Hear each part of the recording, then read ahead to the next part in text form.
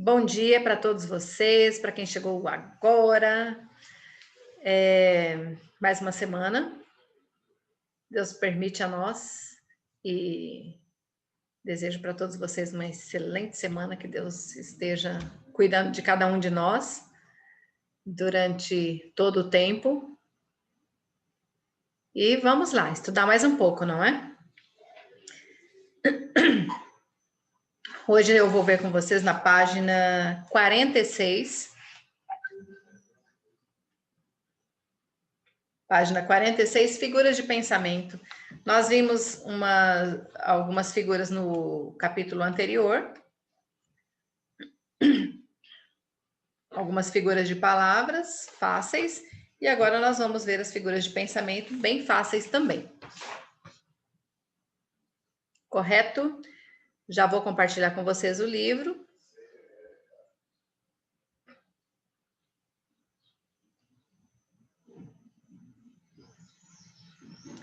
Página 46, figuras de pensamento.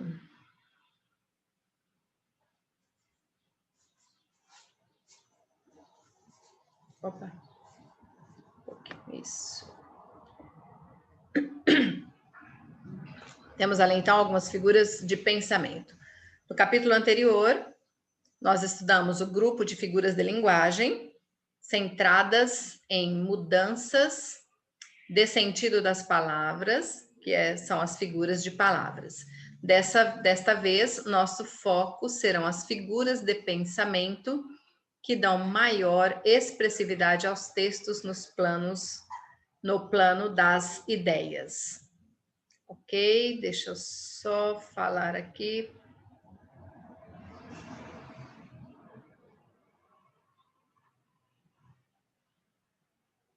Não estão conseguindo conectar. Mas ok. Sei que tem gente que está com dificuldade de conectar ao áudio ali. A primeira figura que nós vamos ver é a antítese. Muito fácil para vocês identificarem dentro de um texto, de um poema. Só um pouquinho.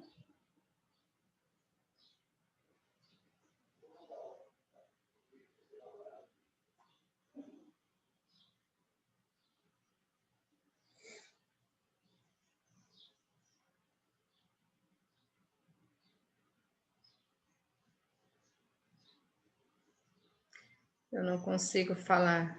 Tem alunos que estão com dificuldade, dá para sair e tentar novamente entrar, né? Que daí eu acho que fica mais fácil.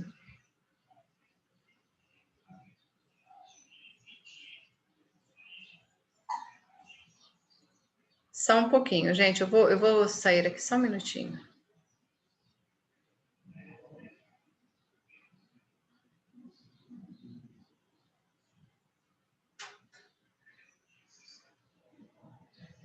Conseguiu agora, João?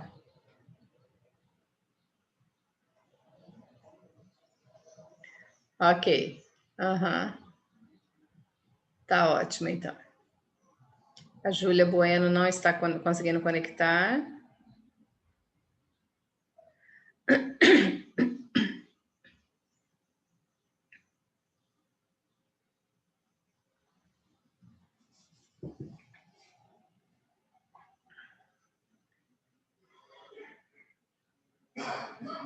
Eu acredito que a Júlia não me ouve. Júlia Bueno. Ela poderia sair e entrar novamente, que daí talvez ela conseguiria. Ok, vamos lá. Continuando ali.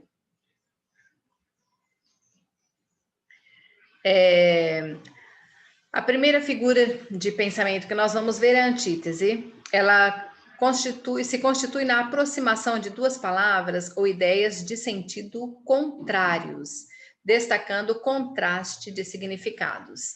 Olha só como é fácil vocês lembrarem aqui da antítese. Palavras antônimas, correto?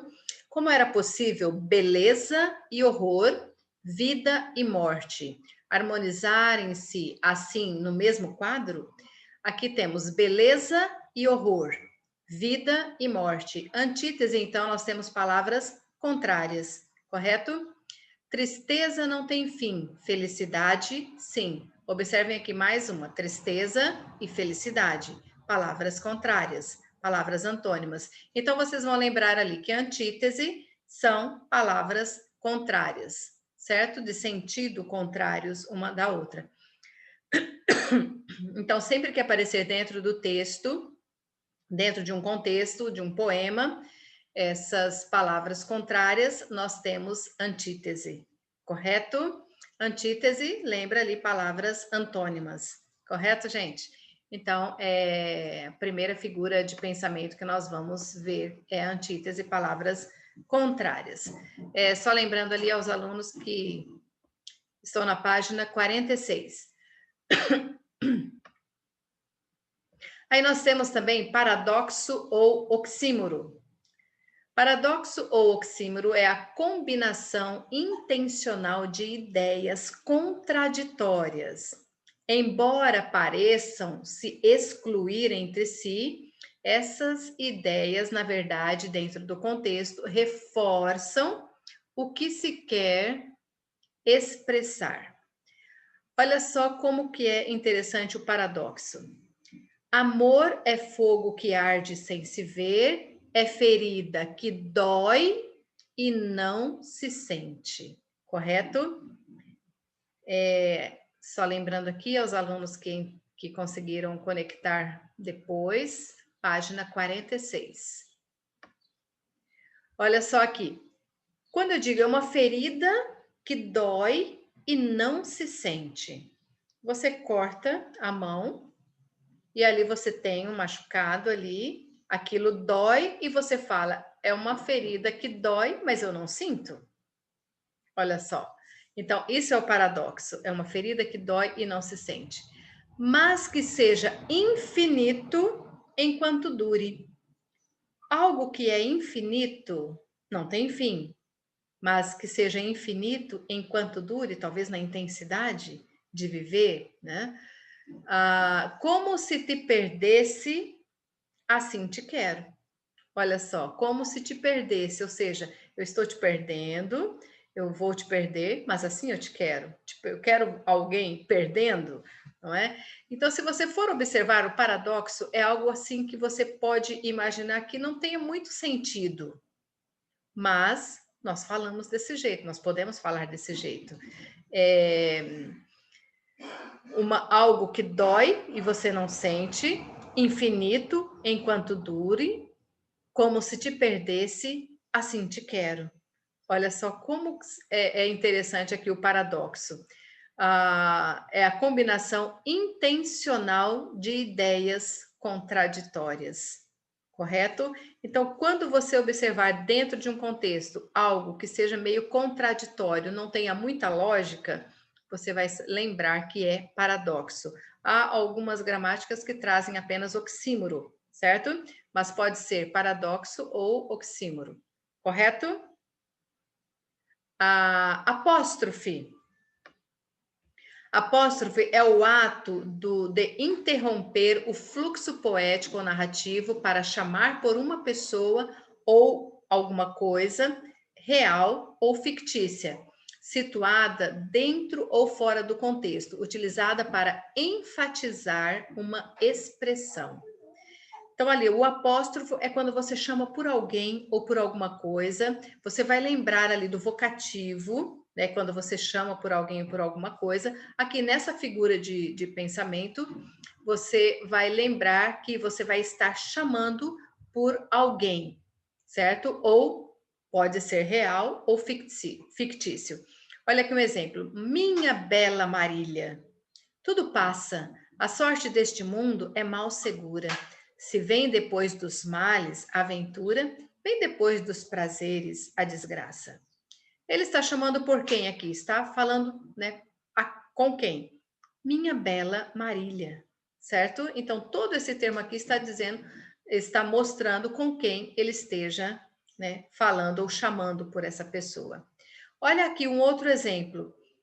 Ó mar salgado, quanto de teu sal são lágrimas de Portugal. É um poema de Fernando Pessoa. Então, aqui ele está chamando por quem? Pelo mar.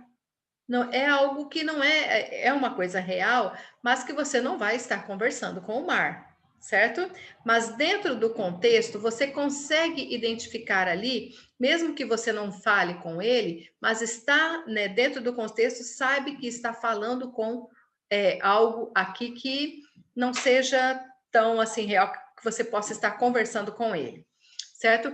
Mas mostra com quem esteja, né, falando de uma forma fictícia. Ó mar salgado. Dentro desse poema, você vai saber que ele está falando ali das guerras, né, de que quantas pessoas morreram na época da navegação, da guerra, não, da navegação ali, muitos durante esse período foram jogados ao mar, que morreram de febre, de alguma outra coisa, e ali lembra, por isso que ele está, né, ali falando com o mar. Ó mar salgado, quanto do teu sal são lágrimas de Portugal. Os soldados, quando partiram, deixaram as esposas, deixaram noivas, deixaram família, e ali muitos choraram por verem eles partirem, e outros não voltaram. Então, se você entender o contexto em si. Então, aqui é uma apóstrofe, tá, gente? Apóstrofe quando você chama por uma pessoa ou alguma coisa. Aqui, no caso, está chamando pelo mar, certo? Seja ela real ou fictícia. Eufemismo. Isso aqui é muito fácil para vocês lembrarem. É a substituição de uma expressão ou palavra desagradável, ofensiva ou grosseira por outra mais suave, a fim de causar menos impacto ao receptor da mensagem. Tirar Inês ao mundo determina por lhe tirar o filho que tem preso. Tirar Inês ao mundo está mostrando aqui que a Inês morreu, certo?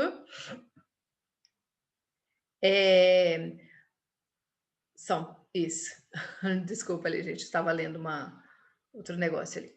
Então, aqui, tirar a Inês ao mundo está falando que a Inês, vão matar a Inês, certo? Determina por lhe tirar o filho que tem preso. O primeiro verso, a expressão tirar ao mundo substitui o verbo matar, ou seja, eu vou tirar a Inês ao mundo. Inês vai morrer, eu vou matar a Inês, certo? Outro exemplo, querida, ao pé do leito derradeiro. O que é esse leito derradeiro? Né? O lugar, né, onde você vai ser enterrado, seu túmulo. Em que descansas desta longa vida, aqui venho e virei, pobre querida, trazer-te o coração de companheiro. Então, ali, ao pé do leito derradeiro. Leito derradeiro ali é o túmulo onde a pessoa vai ser enterrada, né? A expressão, o poeta utiliza a expressão leito derradeiro para referir-se ao túmulo, suavizando a ideia negativa que esse termo carrega. Então, ali vocês vão lembrar que eufemismo é quando você utiliza de termos mais suaves, mais amenos, para falar de alguma coisa que algo que seja desagradável ou até mesmo grosseiro, tá? Então, você usa desses termos aqui para dar, talvez, igual você vai dar uma notícia ruim para uma pessoa, uma notícia triste, você usa de palavras mais suaves para estar amenizando essa situação. Correto? Então, isso é o eufemismo. Quando utiliza assim, eles apropriaram-se do dinheiro alheio. Alguns políticos apropriaram-se do dinheiro alheio, ou seja, roubaram, né? Então, para não falar o termo roubar, literalmente ali, você usa apropriar-se de algo que não seja dele. Ironia. Isso daqui, com certeza, vocês lembram e muitas vezes nós fazemos isso durante as nossas falas. A ironia consiste em dizer o contrário do que se está pensando. Em geral, isso é feito para satirizar ou questionar determinados comportamentos ou situações. O contexto, normalmente, é que permite perceber a intenção irônica. Muita gente se torna irônico com algumas falas.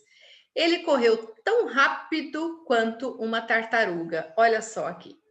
Ele correu tão rápido quanto uma tartaruga. Você está ironizando a forma como a pessoa saiu correndo, não é? Marcela Amou-me durante 15 meses e 11 contos de réis. Olha só, ela me amou enquanto eu tinha dinheiro, certo? Durante o tempo que a pessoa teve dinheiro. Amou-me durante 15 meses e 11 contos de réis. Então, aqui a ironia é dizer aquilo que contrário àquilo que você pensa, não é? Quando uma pessoa fala assim, mas olha só, isso é uma roupa que a pessoa talvez veste e a pessoa pergunta para você, mas ficou bonito? Sim, ficou bacana, ficou diferente, não é? Mas aquilo que você queria dizer talvez seja outra coisa. Ironia. Gradação. A gradação ocorre quando palavras ou expressões organizam-se em uma sequência. Ela pode ser crescente ou ela pode ser decrescente, construindo uma progressão de informações no texto. Olha só como que é aqui a gradação no crescente ou decrescente. Não aguardes que a maturidade te converta essa flor, essa beleza, em terra, em cinza, em pó, em sombra, em nada. Certo? Aqui no sentido decrescente. Essa flor, essa beleza em terra, em cinza, em pó, em sombra, até virar nada. Certo? Então, observe o sentido gradativo ali. Ele vem mostrando uma coisa e vai diminuindo, diminuindo, até chegar em nada. Olha um outro aqui no sentido crescente. Vim, vi e venci. Certo? Eu vim a algum lugar, eu vi aquilo que estava acontecendo, né, comigo, e eu venci todas as coisas, certo? Então, aqui sentido crescente. Então, a gradação é isso, gente, é quando você utiliza de uma sequência, seja ela crescente ou decrescente dentro de um contexto. Fácil, não é? E olha essa da outra aqui, a hipérbole. A hipérbole é muito fácil. Quando estávamos presentes ali em sala de aula, alguns colegas diziam, alguns alunos falavam assim para a gente, professora, eu estou morrendo de fome antes do intervalo, não é? Preciso ir que eu estou morrendo. Você está morrendo mesmo? Não é? Não está morrendo. Você pode estar dizendo que está com muita fome, mas morrendo você não está, certo? Olha ali, a hipérbole é a figura de pensamento que expressa o exagero deliberado em sentido positivo ou negativo de uma expressão a fim de enfatizá-la. Que vai chorar 7 vezes numa noite e rir 70. Ou seja, eu vou chorar menos, 7 vezes, mas eu vou rir 70 vezes. Você vai ficar contando ali a quantidade de vezes que você vai sorrir? Não, isso daqui ele está 70 vezes 7, ele está utilizando de uma parte da Bíblia, né, que fala que você pode, né, pedir perdão, errar ali 70 vezes 7. Querer gritar 700 mil vezes como são lindos os burgueses. 700 mil vezes. E quando você fala uma coisa para uma pessoa, você diz uma, você diz duas, aí na terceira você já se irrita e fala, já te falei 1000 vezes isso, não é? E você não entendeu. Então você falou uma, duas, três, e aí já se irritou e já fala que já falou mais de 1000 vezes para a pessoa. Isso é a hipérbole. Certo, gente? Vamos ver agora uma outra figura que temos aqui, que é bastante fácil também. Personificação ou prosopopeia. Personificação consiste na atribuição de características, sentimentos e atitudes humanas a animais, vegetais ou seres inanimados. Por meio dessa figura de linguagem, emprestam-se vida e ação a esses seres. O amor comeu meus cartões de visita. O amor veio e comeu todos os papéis onde eu escrevera meu nome. O amor comeu. Comeu é uma atitude humana. Está dizendo a um ser abstrato, certo? Porque ele não existe sozinho. É um substantivo abstrato, lembram? Substantivo abstrato. E então ali foi dado aqui uma ação humana a um substantivo abstrato, e ele não pode fazer isso. O amor comeu meus cartões de visita? Não. Olha só um outro exemplo. E o vento brinca nos bigodes do construtor. Aqui nós temos uma ação também humana dado a um ser inanimado, ao vento. Então, aqui, como que o vento pode brincar? É uma ação que é dada aos humanos. Então, vocês vão lembrar que o próprio nome é personificação. É também chamado de prosopopeia. Alguns trazem apenas personificação, outros podem trazer apenas prosopopeia. Então, vocês vão lembrar que personificação ou prosopopeia é uma atribuição de características, sentimentos e atitudes humanas a animais, a vegetais ou seres inanimados. Certo, gente? Bastante fácil, não é? Só vou lembrar todas aqui, porque eu sei que teve colegas que chegaram depois. A antítese é quando você utiliza de ideias contrárias, palavras contrárias dentro de um contexto, certo? Olhem só, beleza, horror, vida, morte, tristeza, felicidade. Então, antítese são palavras ou ideias de sentidos contrários. Paradoxo ou oxímoro é a combinação intencional de ideias contraditórias, diferente totalmente aqui da antítese. Eu costumo dizer que são alguma coisa que não tem muita lógica, certo? Dói e não sente, né? É ferida que dói e não se sente. Se você, aquilo que eu citei no exemplo, cortar a sua mão, você fica ali com um cortinho ali, você vai lavar louça, vai doer aquilo dali, enquanto não está cicatrizado. Então, você vai sentir dor. Então, como eu posso dizer que é uma ferida que dói e eu não sinto? É infinito enquanto dure, certo? Como se te perdesse, assim te quero. Apóstrofe é quando você chama por uma pessoa ou por alguma coisa, seja ela real ou seja ela fictícia. Então, aqui nós temos minha bela Marília, ó mar salgado. Está chamando por uma pessoa e aqui por uma coisa, ok? Aí nós temos o eufemismo, quando você usa de palavras mais suaves para dar uma notícia não tão boa, certo? Igual aqui, tirar Inês ao mundo, ou seja, matar Inês. Leito derradeiro, seu túmulo, correto? Ironia é quando você pensa uma coisa e fala outra, certo? Ou no sentido contrário daquilo que você esteja pensando, né? Para satisfazer a pessoa que está ouvindo.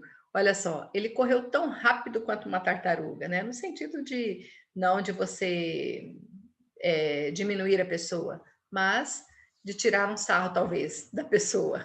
Mais ou menos isso. Amou-me durante 15 meses e alguns reais, milhões de reais, R$ 1.000, certo? Aqui já está no conto de réis, então nós já estamos nos reais hoje. Gradação é quando você usa, né, o sentido gradativo, ali palavras e expressões que tem uma sequência crescente ou no sentido decrescente. Em terra, em cinza, em pó, em sombra, em nada. Hipérbole é quando a figura do exagero, certo? Quando você exagera demais em alguma coisa. Gritar 700.000 vezes. Você não vai contar quantas vezes você vai gritar ali.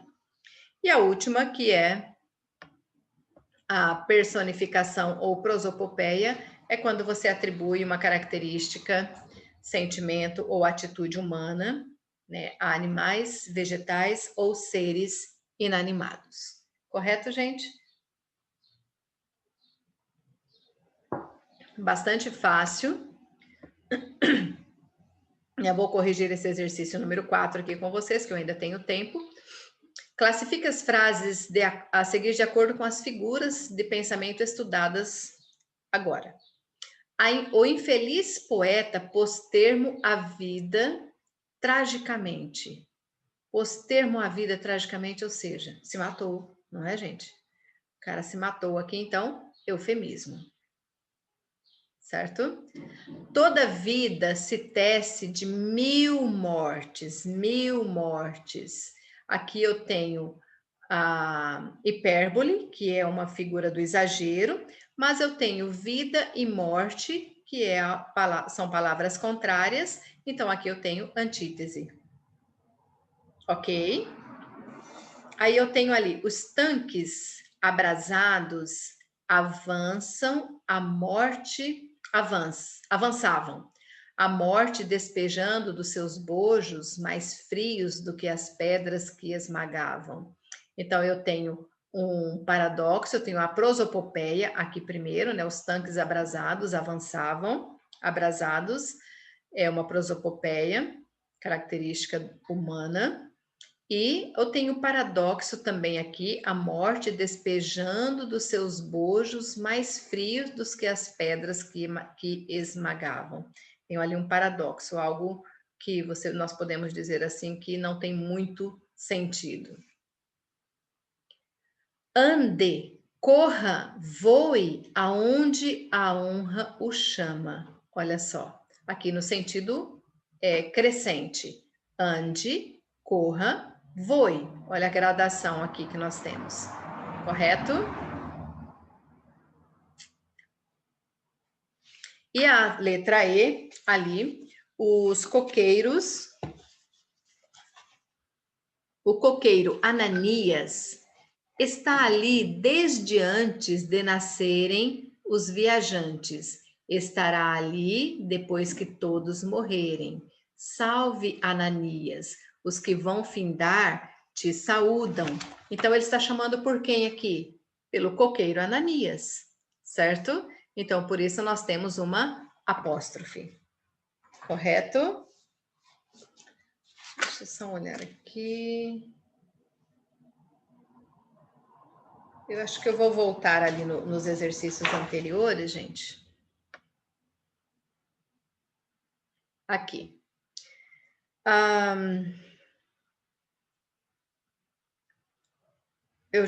Eu vou lendo o texto enquanto nós estivermos corrigindo as questões.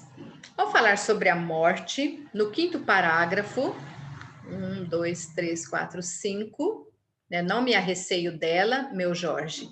Até já fiz construir, sem vacilar, no alto de São João, a minha última morada, modesta, mas decente.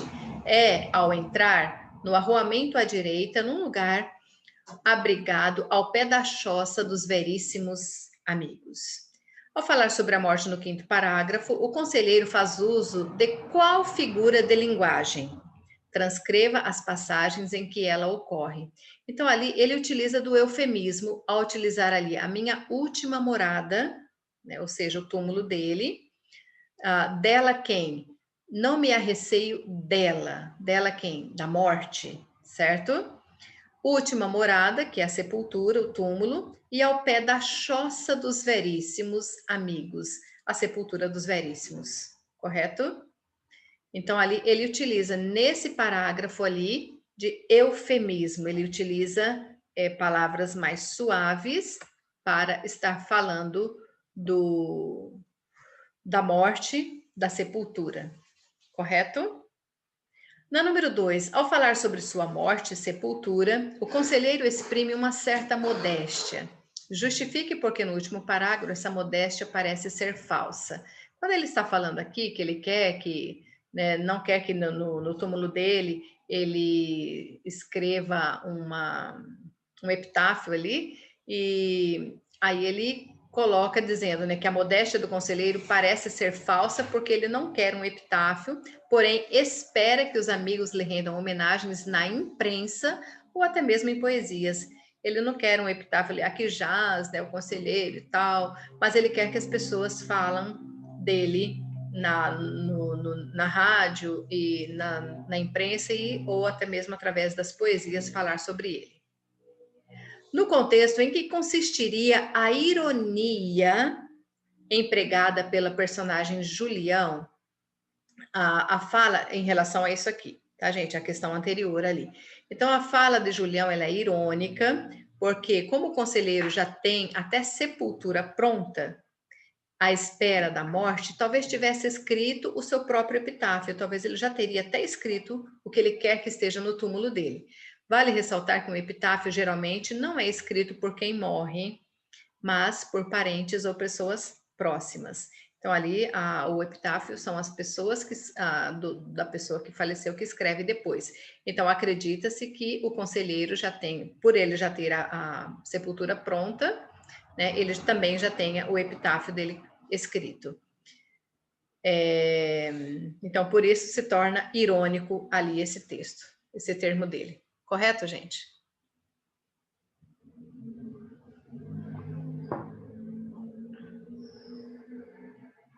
Vou corrigir mais um exercício ali, não sei se vocês conseguiram terminar de copiar, mas eu vou dar um tempinho aqui para vocês.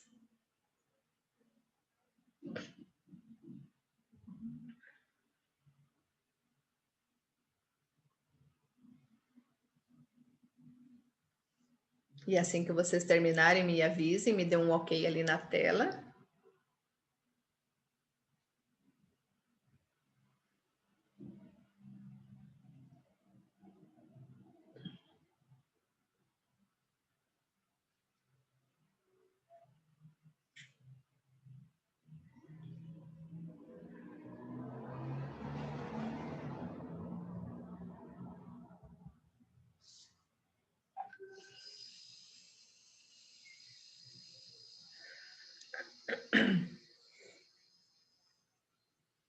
E eu posso disponibilizar também depois, eu vou enviar, porque eu já terminei aqui a explicação da parte de gramática, de todos os capítulos, aí eu disponibilizo para vocês também, correto?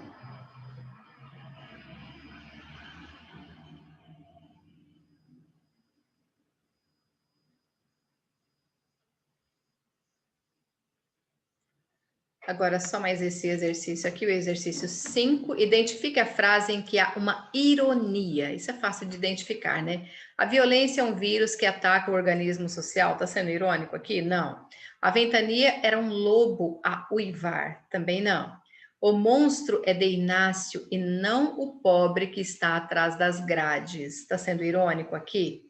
Adoro quando minha amiga visualiza as mensagens e não responde. Irônico, não é, gente? Ela lê, gosta daquilo, mas não responde. Quando lá choram na rua, na deserta rua, as cordas vivas dos violões chorosos, também não. Então é a letra D, onde mostra uma ironia. Adoro quando minha amiga visualiza as mensagens e não responde. Correto? Só mais essa daqui, então. O eu lírico recorre ao recurso expressivo conhecido como hipérbole, figura do exagero. Quem fez tão diferente aquele prado? Não. E em contemplá-lo, tímido, esmoreço? Também não. Quanto pode dos anos o progresso que faziam perpétua a primavera? Amores aqui vi tão florescentes. Então, hipérbole aqui, ou seja, perpétua a primavera, sempre, certo? Que faziam perpétua a primavera. Aqui nós temos a hipérbole, que é a figura do exagero. Para sempre, certo? Ok. Eu não tenho mais tanto tempo de aula hoje.